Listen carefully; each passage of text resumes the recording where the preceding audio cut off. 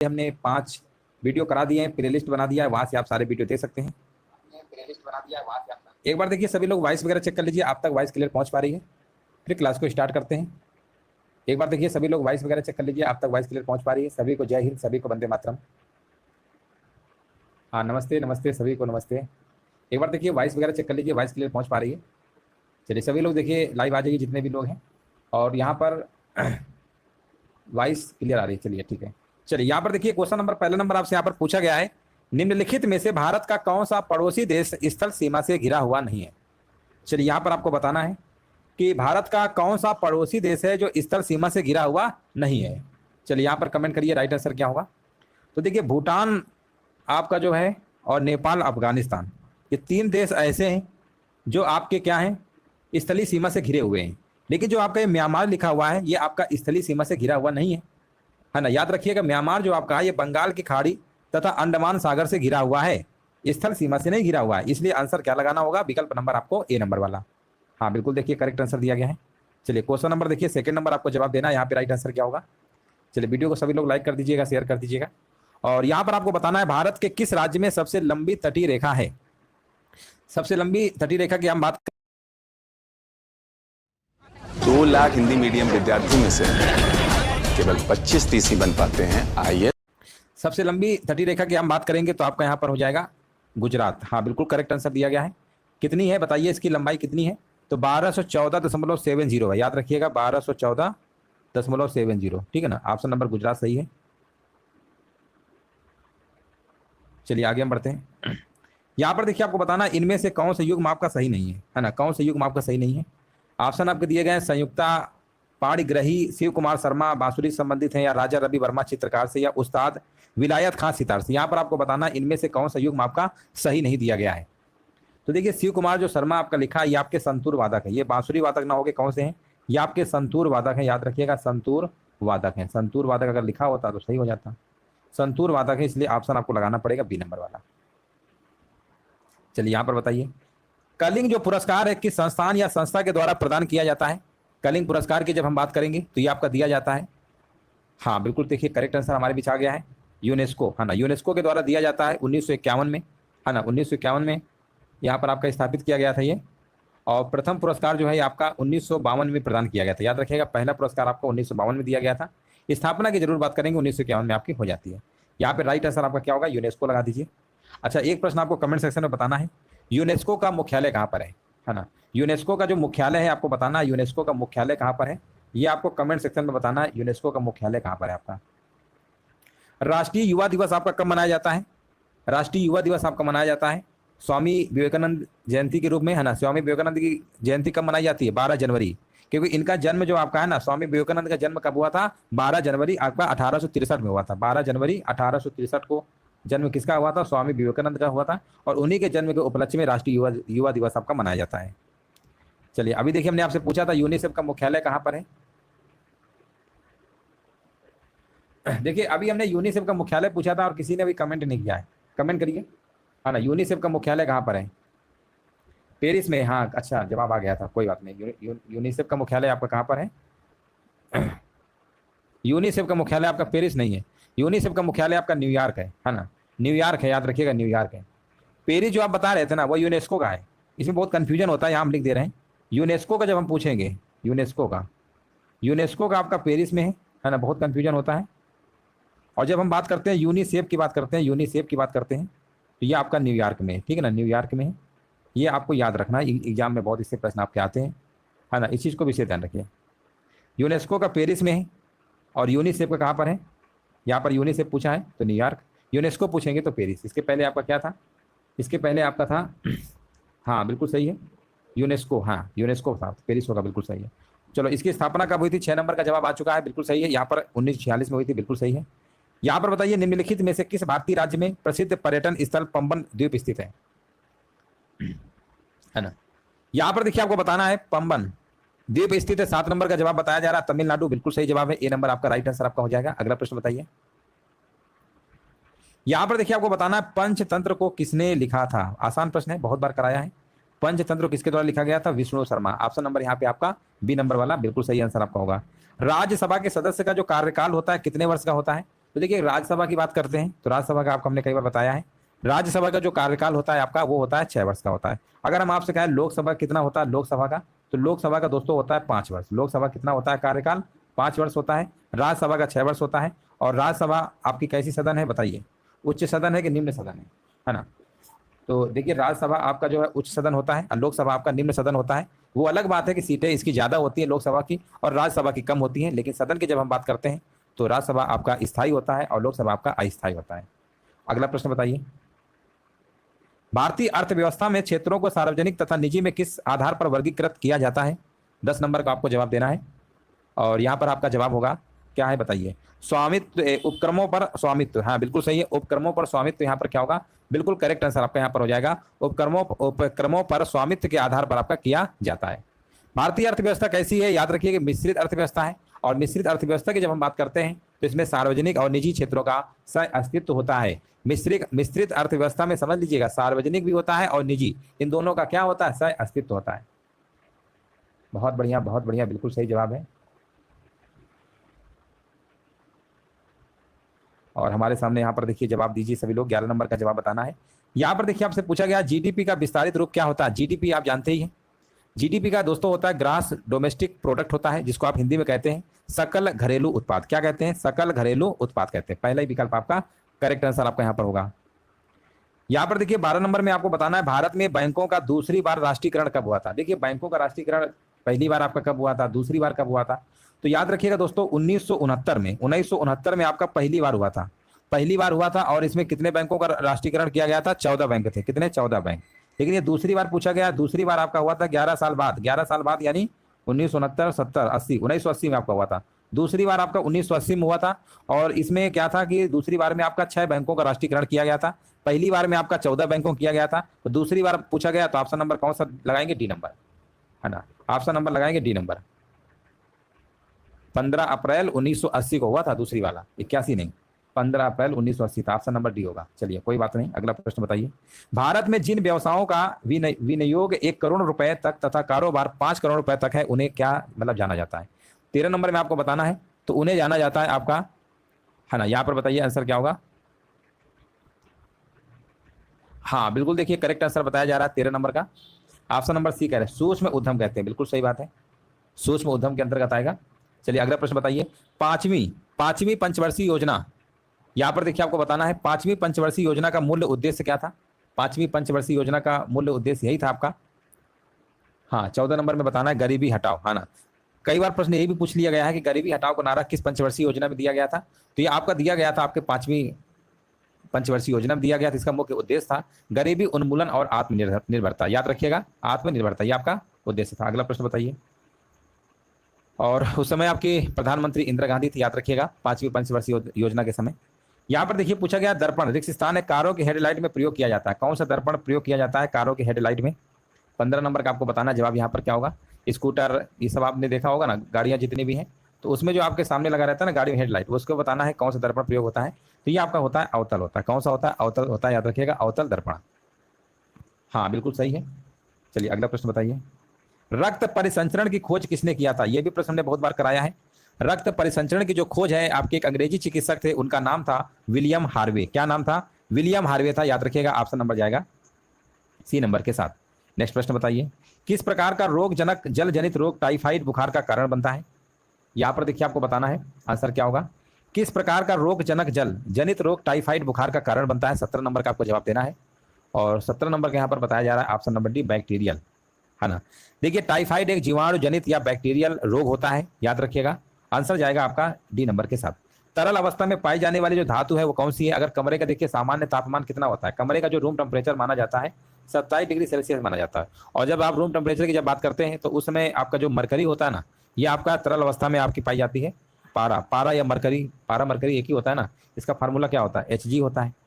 पारा कहिए मरकरी कहिए, है ना, बात एक ही है। ऑप्शन नंबर यहाँ पे सी नंबर आपका सही होगा। अगला प्रश्न बताइए, यहाँ पर देखिए पूछा गया CaOCl2। देखो ये जो OCl लिखा ना, 2 बार लिखना है। तो CaOCl2 किसका फार्मूला होता है, ये आपका होता है ब्लीचिंग पाउडर का होता है। हमने बहुत बार बताया है ब्लीचिंग पाउडर का होता है, याद रखिएगा। आंसर जाएगा इसका कैल्शियम, नाम क्या है, हाइपोक्लोराइड है ना, कैल्शियम हाइपोक्लोराइड है, याद रखिएगा। हाँ बिल्कुल सही है। देखिए क्लोरोफार्म और क्लोरीन गैस बनाने में इसका उपयोग किया जाता है ब्लीचिंग पाउडर का। किसके लिए इसका उपयोग कहाँ पे करते हैं? जब हमें क्लोरोफार्म और क्लोरीन गैस बनानी होती है तो इसका उपयोग किया जाता है। अगला प्रश्न बताइए, हमारे देश में शिक्षा का अधिकार एक अधिकार कैसा है? राजनीतिक है, मूलभूत है, विधिक है या सामाजिक है? तो यहाँ पर 20 नंबर का जवाब यहाँ पर होगा आपका मूलभूत है। हमारे देश में शिक्षा का अधिकार एक मूलभूत अधिकार है। याद रखिएगा संविधान संशोधन जो आपका था या 86वां, याद रखिएगा 86वां संविधान संशोधन जो आपका 2002 में था, अधिनियम आया था, इसी के भाग नंबर 3 में नया अनुच्छेद आपका 21 का जोड़ा गया था। 21 का कौन सा जोड़ा गया?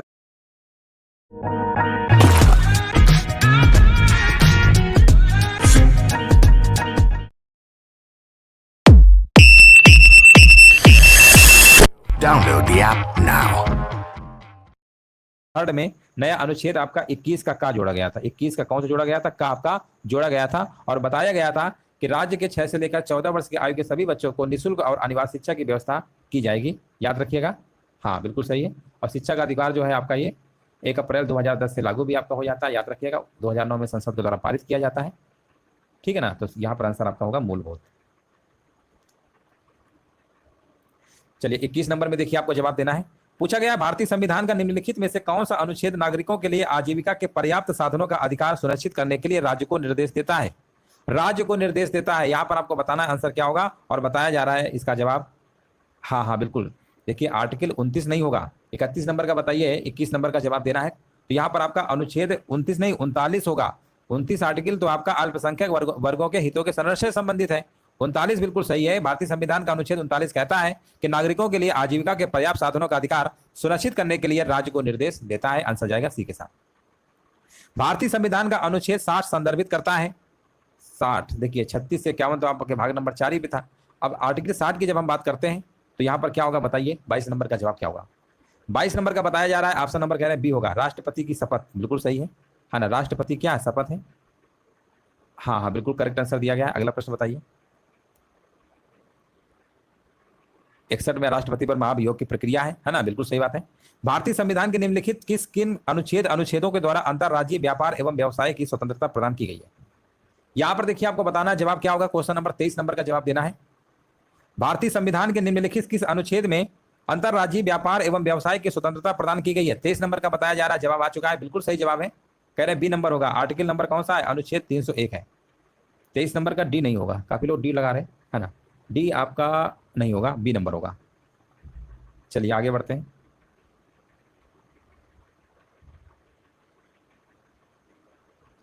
पंचायती राज किस सिद्धांत पर आधारित है? आपको बताना है। 24 नंबर का जवाब क्या होगा? पंचायती राज व्यवस्था आप जानते हैं 2 अक्टूबर 1959, डेट याद रखिएगा 2 अक्टूबर है ना, डेट याद रखिएगा 2 अक्टूबर 1959। 2 अक्टूबर 1959 नागौर राजस्थान में इसका प्रारंभ हुआ था। याद रखिएगा। आंसर जाएगा आपका हाँ 24 नंबर का आंसर क्या है? ऑप्शन नंबर सी है ना। यहाँ पर आपका सत्ता के विकेंद्रीकरण पर आपका है, बिल्कुल सही है। 24 का आपका सी है। आजाद हिंद सरकार के निर्माण की घोषणा की गई थी। 25 नंबर का जवाब यहाँ पर क्या होगा? आजाद हिंद सरकार के निर्माण की जो घोषणा की गई थी, 25 नंबर का आपको जवाब देना है। और यहाँ पर बताया जा रहा है 21 अक्टूबर 1943 बताया जा रहा है। हाँ बिल्कुल सही है। आजाद हिंद सरकार गठन किया था आपका, बिल्कुल सही है। हाँ बिल्कुल देखिए 21 अक्टूबर 1943 को याद रखिएगा सुभाष चंद्र बोस ने सिंगापुर में स्वतंत्र भारत की अस्थायी सरकार, जिसे आजाद हिंद सरकार कहते हैं, इसका गठन किया था सिंगापुर में। कि स्वतंत्रता सेनानी ने महात्मा गांधी को पहली बार राष्ट्रपिता कहकर संबोधित किया था? पहली बार राष्ट्रपिता कहकर संबोधित किया था। 26 नंबर का आपको जवाब देना है और उनका नाम था आपका सुभाष चंद्र बोस, जो कि बिल्कुल करेक्ट आंसर आपका यहाँ पर हो जाएगा। रेडियो पर बोलते हुए संबोधित किया था, याद रखिएगा। अगला प्रश्न बताइए। महात्मा गांधी के द्वारा व्यक्तिगत सत्याग्रह आंदोलन के लिए प्रथम सत्याग्रही कौन चुना गया था? प्रथम सत्याग्रही कौन चुना गया था? 27 नंबर का जवाब दीजिए। और 27 नंबर का यहाँ पर बताया जा रहा है, कह रहे हैं ऑप्शन नंबर डी बता रहे हैं, विनोबा भावे, बिल्कुल सही है। ऑप्शन नंबर यहाँ पे राइट आंसर आपका यहाँ पर हो जाएगा। व्यक्तिगत सत्याग्रह की शुरुआत कब हुई थी? याद रखिएगा 1940 में हुई थी, 17 अक्टूबर 1940 को इसकी शुरुआत होती है। याद रखिएगा 1940 को इसकी क्या होती है? शुरुआत होती है। और विनोबा भावे प्रथम सत्याग्रही थे। पंडित जवाहरलाल नेहरू दूसरे नंबर के थे। ये पंडित जवाहरलाल नेहरू दूसरे नंबर के थे। याद रखिए, ये भी कई बार पूछा गया है कि पंडित जवाहरलाल नेहरू कौन से नंबर के थे? सत्याग्रह दूसरे के थे। और ब्रह्मदत्त जो थे आपके तीसरे थे। ये आपको क्रम याद रखना है। किस वर्ष में मुस्लिमों के लिए अलग निर्वाचिका की मांग को मान लिया गया था? किस वर्ष में मुस्लिमों के लिए अलग निर्वाचिका की मांग को मान लिया गया था? 28 नंबर में आपको जवाब देना है। और ये मान लिया गया था दोस्तों आपका 1909 में। और 1909 आप जानते हैं, इसे हम मार्ले मिंटो के अधिनियम के नाम से भी जानते हैं। कई बार हमने बताया जब भी हम मार्ले मिंटो की बात करते हैं आप कहते हैं 1909, फिर हम कहते हैं मॉन्टेग्यू चेम्सफोर्ड सुधार बताइए, तो आप कहते हैं मॉन्टेग्यू चेम्सफोर्ड सुधार आपका 1919 है। 1909 और 1919 दोनों याद रखिएगा, Morley Minto 1909, Montagu Chelmsford 1919, confuse बिल्कुल नहीं होना है। अगला प्रश्न बताइए। और यहाँ पर देखिए आपको बताना है निम्नलिखित में से कौन गदर पार्टी का पहला सभापति है। गदर पार्टी का पहला सभापति कौन है, 29 नंबर में आपको कमेंट करना है। और यहाँ पर बताया जा रहा है option number B, Sohan Singh Bhakna, जो कि बिल्कुल करेक्ट आंसर आपका यहाँ पर होगा। हाँ, वैसे तो इसका लाला हरदयाल आप जानते ही हैं, सैन फ्रांसिस्को में इसकी स्थापना की थी, लेकिन अगर गदर पार्टी के संस्थापक की बात करते हैं सरदार सोहन सिंह भाकना आपको लगाना होगा। चलिए अगला प्रश्न बताइए। हाँ बिल्कुल, देखिए करेक्ट आंसर दिया गया था। चलिए यहाँ पर देखिए 30 नंबर आपको बताना है। और बताइए भारत में किस ब्रिटिश वायस राय ने बंगाल विभाजन तो अंजाम दिए थे 1905 में। उनका नाम क्या था, लॉर्ड कर्जन, लेकिन बाद में फिर इसका रद्द भी हो जाता है 1911 में ना, दिल्ली दरबार में आपका। तो यहाँ पर आंसर क्या है, बी नंबर होगा 30 नंबर का। चलिए नेक्स्ट प्रश्न बताइए। भगवान महावीर की शिक्षाओं के संकलन को क्या कहा जाता है, 31 नंबर आपको जवाब देना है। और ये प्रश्न में कराया है भगवान महावीर की शिक्षाओं के संकलन को अगम या आगम सूत्र कहा जाता है। आंसर आपको लगाना पड़ेगा विकल्प नंबर सी। बहुत बढ़िया, बिल्कुल सही जवाब है। और यहाँ पर बताइए 1990 में धौलावीरा में खुदाई शुरू की थी, किसने की थी। अब देखिए धौलावीरा से आपके 2 से 3 प्रश्न और बनते हैं। एक प्रश्न तो आपका यही बनता है कि बताइए सिंधु घाटी सभ्यता में ऐसा कौन सा नगर था जो 3 भागों में विभाजित था। ये प्रश्न पूछा गया है, अभी रिसेंटली एग्जाम में पूछा गया है। तो कौन सा नगर था, आंसर लगाया जाता है धौलावीरा। फिर हमने कहा धौलावीरा बताइए किस राज्य में है, तो आप क्या बताएंगे, गुजरात में। 2 प्रश्न हो गए। तीसरा प्रश्न आपसे पूछा गया है कि किसने 1990 में धौलावीरा में खुदाई शुरू की थी। अब आपको यहाँ पर बताना है किसने शुरू किया था, उनका नाम आपका क्या है। और यहाँ पर बता रहे हैं आर.एस. बिष्ट है, जो कि बिल्कुल करेक्ट आंसर आपका यहाँ पर हो जाएगा। 32 नंबर का एज इनका आ रहा है, बिल्कुल करेक्ट आंसर आपका है, याद रखिएगा। नेक्स्ट प्रश्न बताइए। यहाँ पर देखिए सूची फर्स्ट है, सूची सेकंड है, आपको सुमेलित करना है। थोड़ा सा बड़ा प्रश्न कह सकते हैं, लेकिन कोई बात नहीं, इसको आराम से आंसर देने की कोशिश करिए सभी लोग। पूछा गया एक तरफ शासक है, एक तरफ रानियां हैं। चंद्रगुप्त शासक, इनकी रानी कौन है। और समुद्रगुप्त है, चंद्रगुप्त द्वितीय है, और कुमारगुप्त प्रथम है। इस तरीके से आपका दिया गया है। तो रानिया की अगर हम बात करते हैं चंद्रगुप्त, कुमार देवी है ना, यहाँ पर कुमार देवी होगा। समुद्रगुप्त की बात करते हैं तो यहाँ पर आपका होगा दत्ता देवी है ना, दत्ता देवी। देखिए यहाँ से कोई ऑप्शन मैच तो नहीं कर रहा है। ए का तीसरा, बी का पहला, ए का तीसरा, बी का पहला, ए का तीसरा, बी का पहला, ऑप्शन नंबर पहला। ऑप्शन नंबर पहला ही आपका यहाँ पे करेक्ट आंसर आपका यहाँ पर हो जाएगा, याद रखिएगा। विकल्प आपका सही होगा ए नंबर। 2 मैचिंग करा लिया ना, बाकी मैचिंग कराने की कोई जरूरत नहीं है। अगला प्रश्न बताइए। महाबलीपुरम में पंथ रथों में से 4 रथ, एक है धर्मराज युधिष्ठिर रथ, भीम रथ, अर्जुन रथ, नकुल सहदेव रथ। 4 रथ के नाम दिए गए, 5वें रथ का नाम आपको बताना है कौन सा होगा। 34 नंबर में आपको जवाब देना है। तो 5वें रथ का जो नाम था उसका आपका आंसर क्या होगा बताइए। कह रहे हैं द्रौपदी रथ। द्रौपदी रथ है 5वें, बिल्कुल सही है। इसे पंच पांडवों का रथ मंदिर भी कहते हैं, याद रखिएगा। इसका निर्माण आपका पल्लव काल में हुआ था। कौन से काल में हुआ था, पल्लव काल में हुआ था, पल्लव काल में। चलो आगे बढ़ते हैं। 1 वर्ष के दौरान हवा की दिशा में मौसमी परिवर्तन को क्या कहा जाता है। 1 वर्ष के दौरान हवा की दिशा में मौसमी परिवर्तन को क्या कहा जाता है, 35 नंबर आपको बताना है। और 35 नंबर में यहाँ पर बताया जा रहा है ना, 35 नंबर का सभी लोग कमेंट करिए, सी नंबर, मानसून कहा जाता है। बिल्कुल सही है। मानसून शब्द की उत्पत्ति जो है अरबी भाषा के मौसिम शब्द से हुई है। कौन शब्द से हुई है, मौसिम शब्द आपका अरबी का है, मौसिम, इसी शब्द से आपकी हुई है। आंसर लगाएंगे आपको लगाना पड़ेगा सी नंबर। यहाँ पर बताइए इनमें से कौन सा युग्म आपका सही दिया गया। केवला देव घाना राष्ट्रीय उद्यान कहाँ पर है। गिर राष्ट्रीय उद्यान तो आपका कहाँ है, ये तो गुजरात में, ये महाराष्ट्र में कब से आ गया, तो गुजरात में आपका है ना, महाराष्ट्र में थोड़ा है। और केवला देव घाना तो आपका कहाँ, ये राजस्थान में, ये आपका यहाँ असम दिया गया है। ये आपका राजस्थान में कहाँ पर है, ये राजस्थान में आपका है। यहाँ राजस्थान होना चाहिए था, ये आपका होना चाहिए था गुजरात होना चाहिए था, गुजरात। ये सब तो गलती दिए गए। नंदा देवी की जब हम बात करते हैं तो आपका उत्तराखंड में, उत्तराखंड उत्तर प्रदेश लिखे, उत्तराखंड में है। अब जब सब गलत है तो इसका मतलब यहाँ पर जो लिखा है ना चौथा वाला, यही 100% आपका सही दिया गया। ग्रेट हिमालयन राष्ट्रीय उद्यान हिमाचल प्रदेश। विश्व का सबसे बड़ा द्वीप समूह कौन सा है। विश्व का सबसे बड़ा आपको बताना है द्वीप समूह कौन सा है। और जब हम विश्व की बात करते हैं है ना, यहाँ पर बताइए, यहाँ पे देखिए राइट आंसर बताइए क्या होगा। 37 नंबर का देखिए जवाब हमारे बीच आ चुका है, ग्रीनलैंड। बहुत बढ़िया, बिल्कुल सही है, बहुत बार बता चुके हैं। यहाँ पर बताइए निम्नलिखित का मिलान करिए, है ना, मिलान करना है। और यहाँ पर देखिए लिखा है, एक तरफ लिखा है पर्वत श्रृंखला है, एक तरफ आपका महाद्वीप है। और हिमालय की हम बात करेंगे, एंडीज और रॉकी। 38 नंबर बताइए क्या होगा। हिमालय जो पर्वत श्रृंखला है आपकी महाद्वीप में किस में है, ये आपका है एशिया में, एशिया में आपका है। एंडीज की बात करते हैं दक्षिण अमेरिका में है, दक्षिण अमेरिका में है। और रॉकी की बात करते हैं, रॉकी आपका उत्तरी अमेरिका में है। मैचिंग करा लीजिए। 38 नंबर का यहाँ पर बताया जा रहा है, ऑप्शन नंबर बी होगा। सी और ए और बी बिल्कुल सही जवाब है। अगला प्रश्न बताइए। और यहाँ पर देखिए नेक्स्ट प्रश्न बताना है, कौन सा देश गेहूं का सबसे बड़ा उत्पादक है? गेहूं का सबसे बड़ा उत्पादक कौन सा है देश, आपको बताना है। 39 नंबर, और 39 नंबर का कमेंट करिए सभी लोग। 39 कह रहे हैं, है ना। और 39 नंबर का यहाँ पर बताया जा रहा है डी नंबर, बिल्कुल सही है, चाइना, बिल्कुल सही है। 39 नंबर का आपका चाइना होगा, चाइना है आपका। अगला प्रश्न बताइए। इसके बाद आपका भारत है, फिर रूस है, फिर अमेरिका, याद रखिएगा। पहले नंबर पे चाइना है। यहाँ पर बताइए निम्नलिखित का मिलान करिए। एक तरफ देश, एक तरफ राजधानियां दी गई हैं, है ना, मिलान करिए। अब देखिए नॉर्वे की राजधानी हमने बहुत बार बताया, नॉर्वे क्या, ओस्लो है ना। नॉर्वे की राजधानी क्या, ओस्लो है, यानी यहाँ पर बी का पहला होगा। और बी का पहला तो सिर्फ ऑप्शन नंबर पहले पे दिया गया है ना, पहले नंबर पे दिया गया है। तो 40 नंबर का आंसर क्या मार के आएंगे, ऑप्शन नंबर ए।